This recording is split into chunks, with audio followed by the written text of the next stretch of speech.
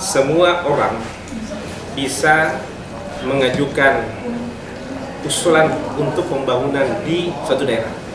Maka di pasal 20 ayat 3 ayat 4 Undang-Undang 17 2003 mengatakan DPRD dapat mengajukan usul yang menyebabkan terjadinya perubahan penerimaan maupun pengeluaran pada saat pembahasan rancangan perda tentang APBD.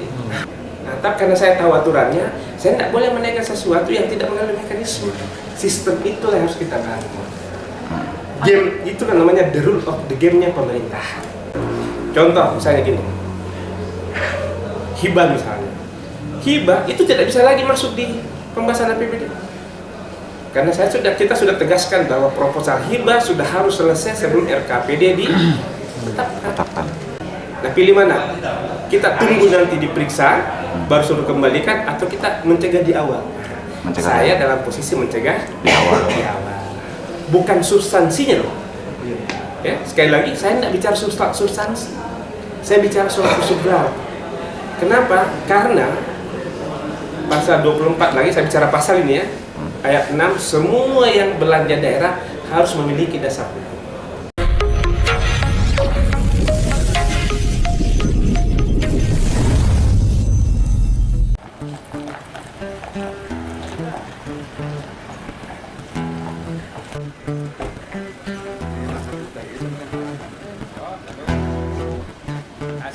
Waalaikumsalam. Bupati Bandung Barat yang membawa narasi besar lewat jargon Bandung Barat senyum, spiritual, efektif, nasionalisme, yakin, urun rembuk, mandiri. Bapak Agus pun selaku camat Padalarang menurunkan narasi tersebut dalam rangka memajukan wilayah dengan membuat jargon Padalarang HD, harmonis, berdedikasi. Yang selanjutnya Pak Kadis Tanggung Apu.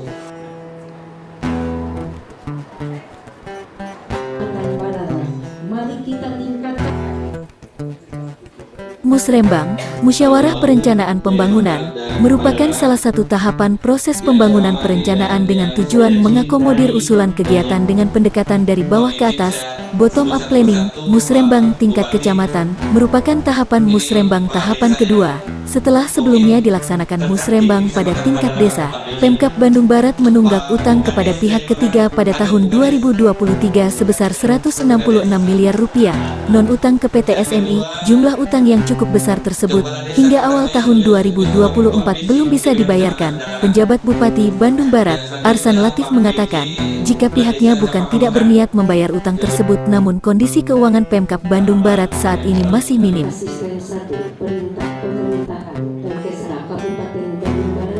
Jadi gini, semua orang bisa mengajukan usulan untuk pembangunan di suatu daerah.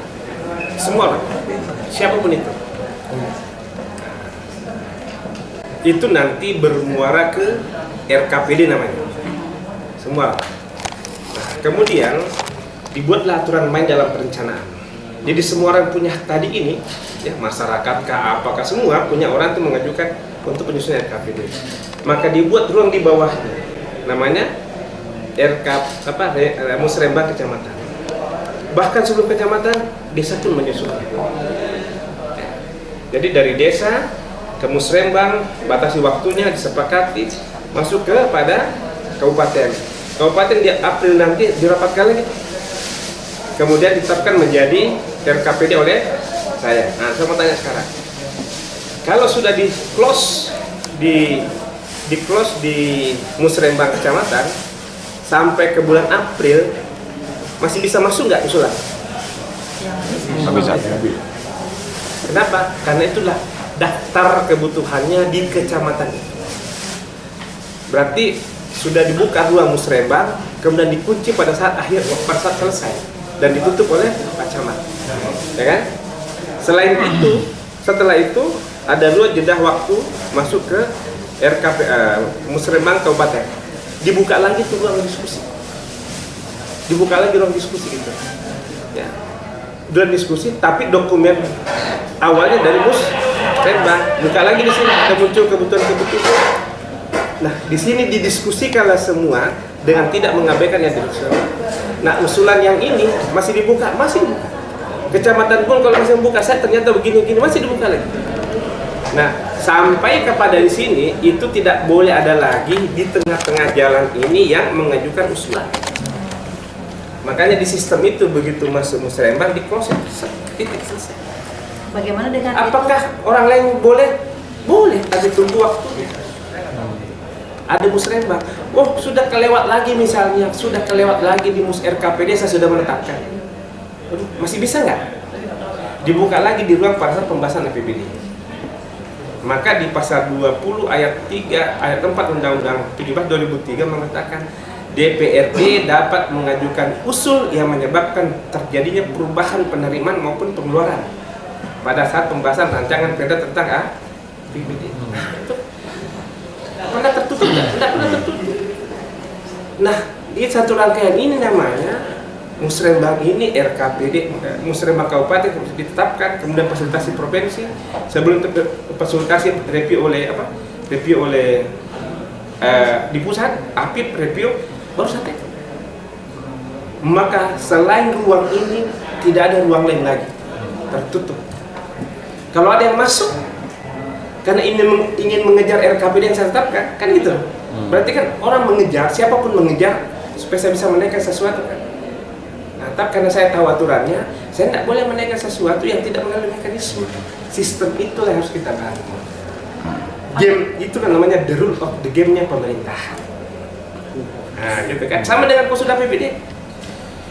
Tidak ada perubahan tentang perkada RKPD kecuali untuk perubahan APBD. Beda kalau APBD. APBD itu dokumennya ada dua, ada perda, ada perkada. Begitu ada kebutuhan di luar perda, maka ada perkada. Perkada itu kewenangannya kepada kepala daerah. Kalau sudah pelaksanaan keuangannya. Maka kalau pertanyaannya, boleh nggak APBD dilaksanakan di luar RKPD? Sangat boleh. Boleh nggak di luar perda? Sangat boleh. Itulah kita atur dalam PP 12 tahun 2019 pasal 68 69. Nanti kira-kira jadi yang saya mau tegakkan ini adalah ikuti alur main dulu. Ya. Kalau ada yang tersisa, tertunda, itu ada lagi nanti. Tetapi ada mekanisme-mekanisme yang sudah ada clear aturannya. Contoh misalnya gini, hibah misalnya. Hibah itu tidak bisa lagi masuk di pembahasan APBD.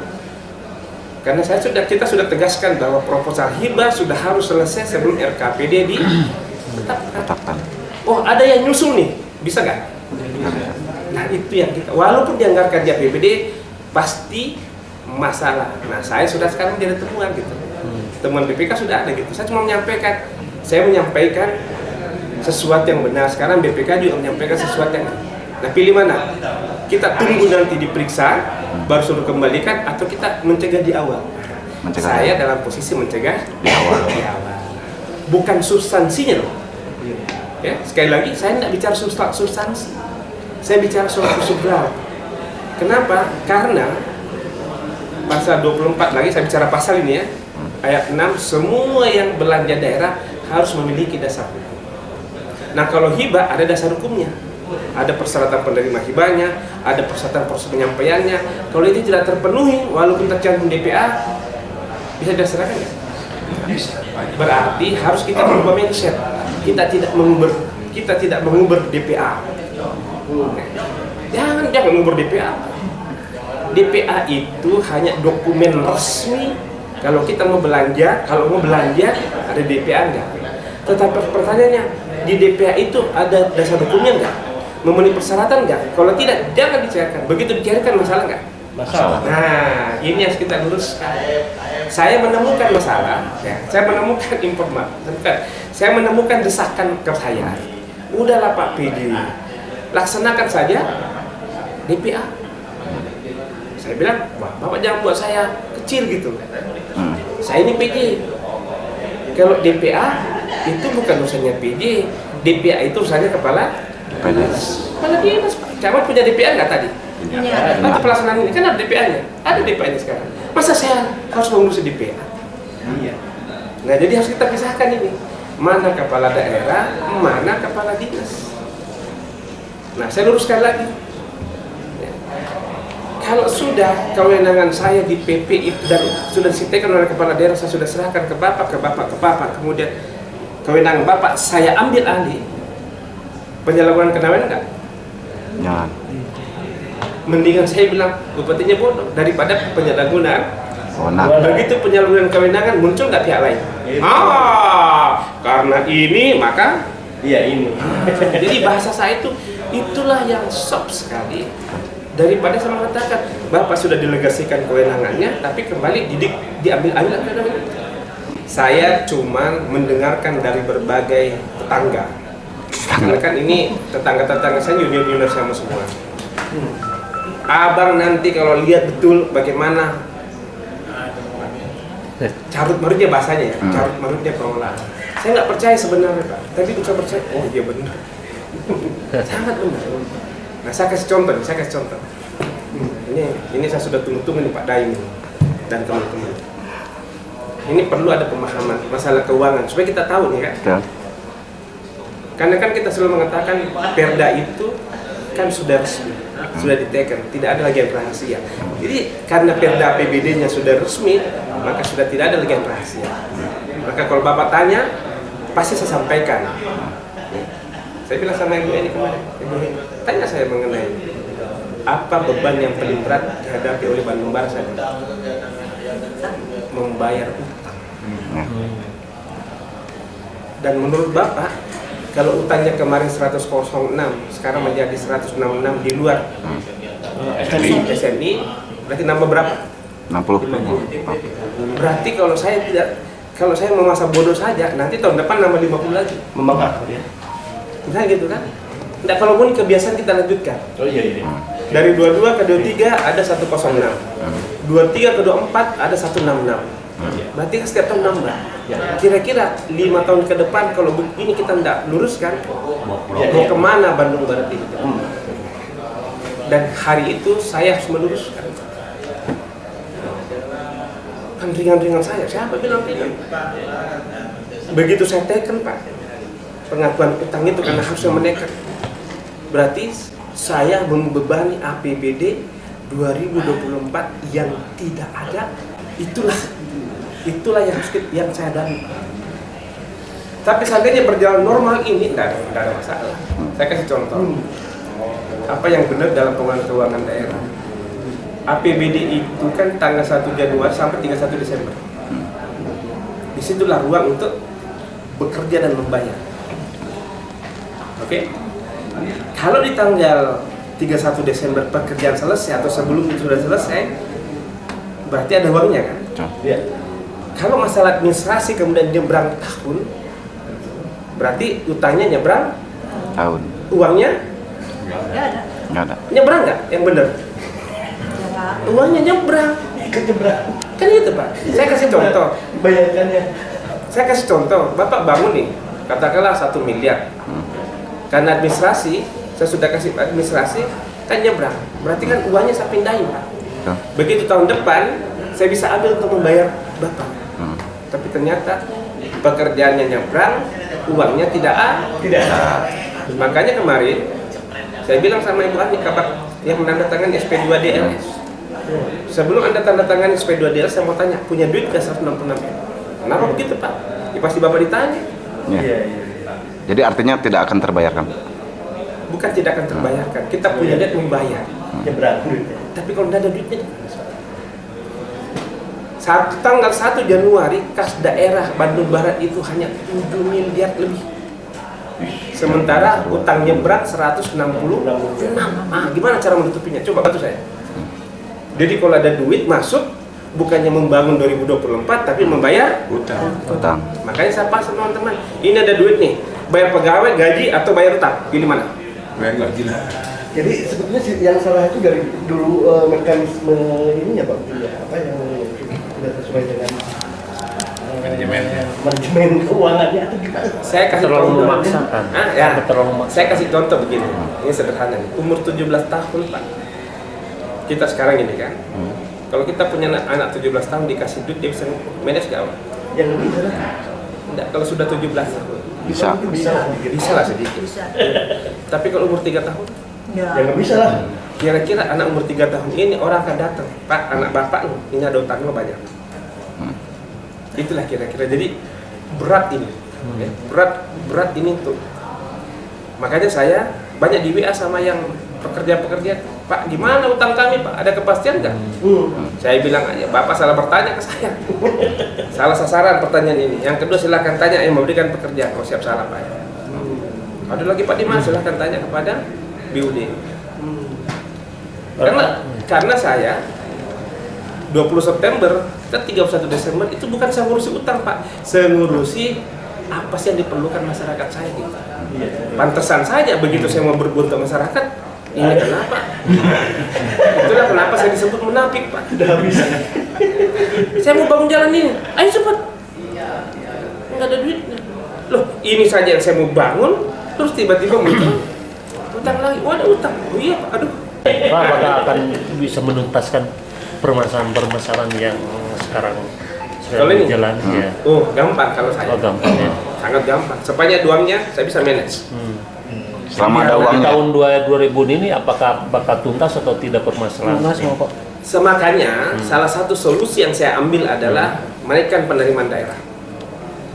Saya target bukan 500 itu PAD ya, pajak ya. Saya mau minta 1 triliun. Berapa? 1 triliun. 1 Tahun triliun. sekarang. Saya mau target, makanya saya panggil camat itu buat komitmen, panggil Pak Desa buat komitmen. Ayo kita, makanya nanti kalau saya gebrak-gebrak pajak-pajak itu di Lembang apa di sini, nah itu jangan nanya kepada, itu upaya saya untuk membayar utang. Karena dari pusat nggak ada, Pak. Mana? Saya kan, makanya saya tanya kemarin tadi, saya dengar. Bapak dah, bisa nggak 1 triliun? Berat, Pak. Bukan berat, bisa nggak? Bisa. Bisa, tapi berat. Bisa dulu, Pak. Berarti potensinya bisa 1 triliun. Kalau kemarin tercapai 500 berapa ya Pak ya? Nggak ngerti saya. Fotonya itu hanya tercapai 400 sekian gitu kira-kira. Iya. Makanya mau naik lagi kan? Kenapa? Nggak bisa, Pak. Realisasi tahun kemarin. Dalam penetapan pajak bukan berdasarkan realisasi tahun kemarin, tapi berdasarkan potensi. Saya yang membuat kebijakannya. Usulkan itu maka masuk di pasal 121 Undang-Undang 1 2020. Jadi musrembang ini itu mendapatkan kebutuhan apa sih? Makanya saya contoh. Pak, kami butuh internet.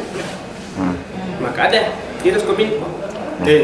Maka Dinas Kominfo itu merumuskan rencana kerjanya, makanya Renja berdasarkan apa yang dibutuhkan masyarakat. Oke, siapa yang membangun itu?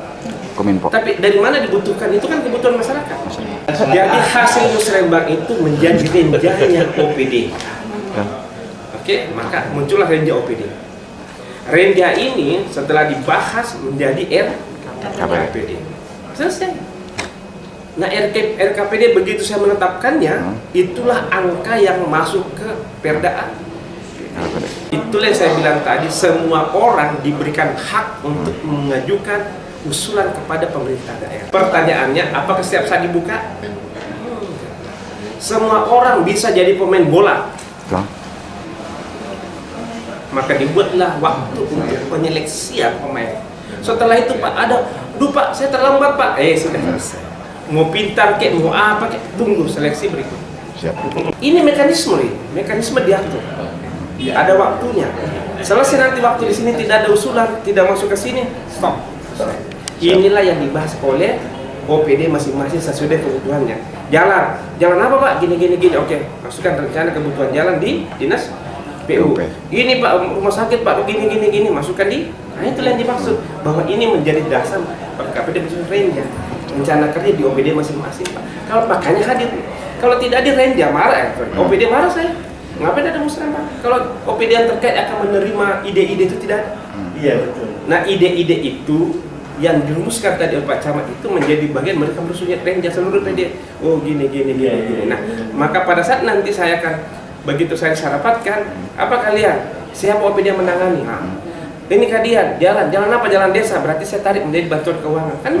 Maka kalau mau baca pasal 90 dan 91 PP 12 2019 RKPD dasarnya nyusul buat PPAS, angkanya boleh sama, tidak boleh berbeda. RKPD ke APBD angkanya harus sama. Tidak boleh beda. Baca pasal 91. Nanti di pembahasan APBD baru dibuka ulang lagi terbuka selama 60 hari. Silahkan kita berdiskusi sana. Kan gitu. Kita coba pasal 20 di situ berdiskusi. Nah, di sana mengatakan semua ini kita lihat memang dibutuhkan. Ada wajib. Sebagai contoh sekarang saya mau kasih gambaran ke Bapak. RKPD 2024 itu 2,2 triliun. 2,2 triliun. Kemudian di kuap BPS-nya menjadi 2,4, nambah 200. Di APBD-nya menjadi 3,4. Berarti ada nambah duit 1,2 triliun. Kok bisa ya? Ya itulah. Biar teman-teman paham ini. Ya. Saya sih kalau begitu nggak masalah buat saya, Pak. Kenapa? APBD itu kan angka-angka. Ya. Maka yang menentukan prioritasnya adalah APBD masing-masing. Nah, itu namanya manajemen kas. Menkas. Bayangkan RKPD kita yang sudah di kepala daerah sebelumnya sudah menyepakati, Pak. Hanya 2,2 triliun kita punya potensi. Tiba-tiba menjadi 1,4. Berarti harus kita cari duit 1,2 ditambah dengan utang 166 berarti 1,4, Pak. Nah, berarti harus ada kita cari duit 1,4 supaya bisa terpenuhi RKPD tadi itu nambahnya supaya terpenuhi bisa bayar utang pajak. Nah, dari mana itu? Jangan nanya saya, nanya ke TAPD saya dan tim bangganya. Itu yang menurut saya. Pada larang ini, Pak. Hotel-hotel apa? Pajak hotel, semua pajak daerah. Hiburan. Pajak daerah. Artinya memang bisa ya Pak target 1 triliun itu ya Pak untuk mencapai. Pak, Optimis. Optimis Pak ya. kalau begini, saya kasih contoh ya. Saya kasih contoh. Pajak provinsi. Saya cuma nanya, berapa mobil? Nggak tahu, berarti tidak bisa menetapkan potensi. Pajak kendaraan. Datanya nggak ada. Nggak ada benar. Sekarang saya tanya, berapa SPBT? Sekian. Itulah kenapa saya minta NJOP naik kan. Udah bisa kebayang. Begitu saya naik NJOP-nya mendekati harga pasaran umum, nambah duit nggak? Nambah. Ya gitu. Nambah duit. Karena sudah selesai. Begitu saya geber pajak hotel, nambah duit nggak? Nambah. Begitu saya geber BPHTB tidak lagi pakai taksasi. Habis taksasi negosiasi selesai. Maka satu harus selesai nambah duit nggak? Nambah. Nah, gunanya untuk apa? Saya Bayar utang. menyelesaikan. Tapi uang ada. SP2 dia terbitkan oleh siapa tadi? Bagian keuangan itu, itu ada mekanismenya, Pak. Harus ada evaluasi oleh APIK maupun BPK. Nggak bisa begitu saja, Pak. Begitulah mengamankan uang.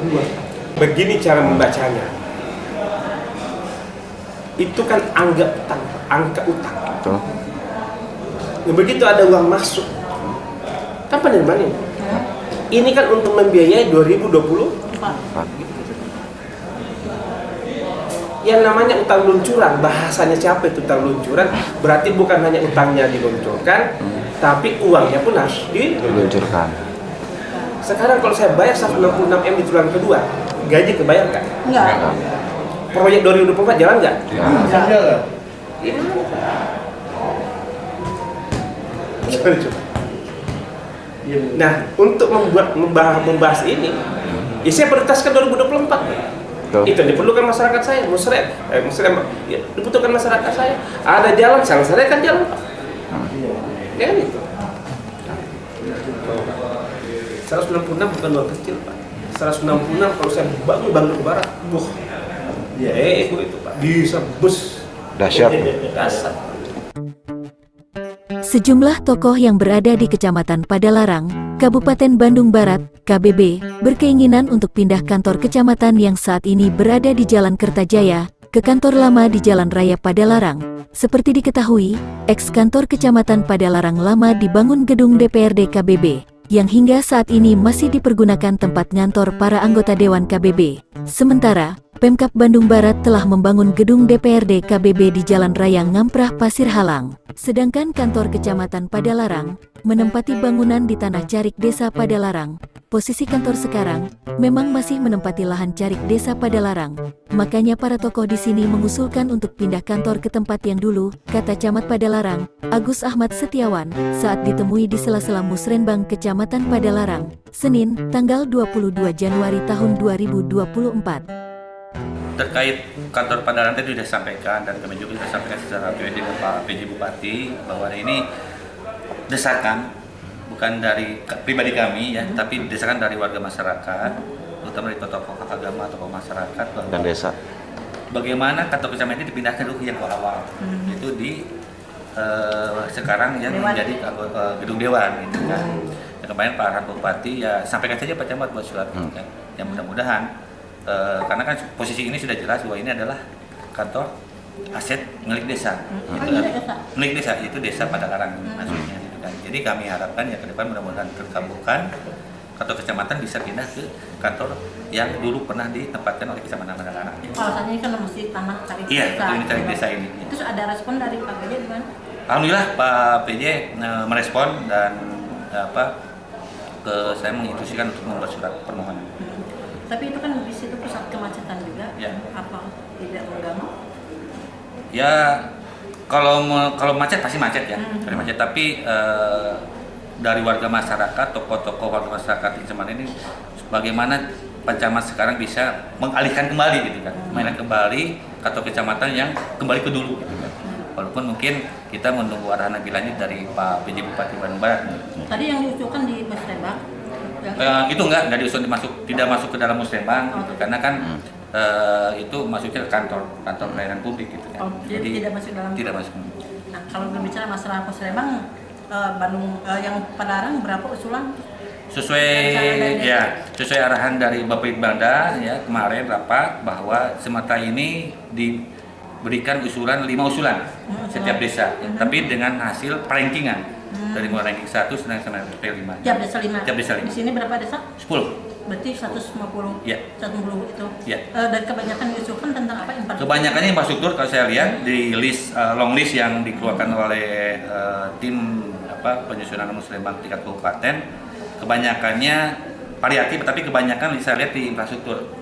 Ada juga yang mengusulkan terkait Kutilahu gitu kan, Posyandu dan sebagainya. Tapi secara persentase itu 60% banyak di infrastruktur.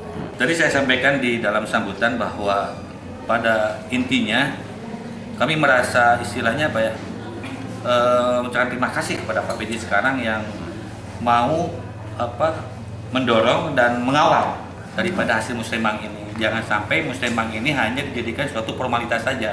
Dengan adanya kemauan dari Pak PJ yang bisa untuk mendorong ataupun membackup ya hasil Musrenbang kecamatan ini sampai dengan hasil yang diharapkan oleh pemerintah desa ini bisa terjadi, dan kami sangat mendukung sekali. Kami kecamatan dengan para kepala desa dengan stakeholder yang ada di kecamatan sangat mendukung sekali apa yang akan dilakukan langkah-langkah oleh Pak PJ ini gitu kan, supaya hasil Musrenbang ini bisa dijadikan program yang nanti akan dilakukan di tahun 2025. Kami setiap melaksanakan Musrenbang kami mengundang ya, kami mengundang pada para dewan yang ada terutama yang ada di wilayah Kecamatan Padalarang ya. Tapi mungkin ada kesibukan lain, beliau-beliau tidak bisa hadir pada kesempatan ini. Tapi kita mengundang kok.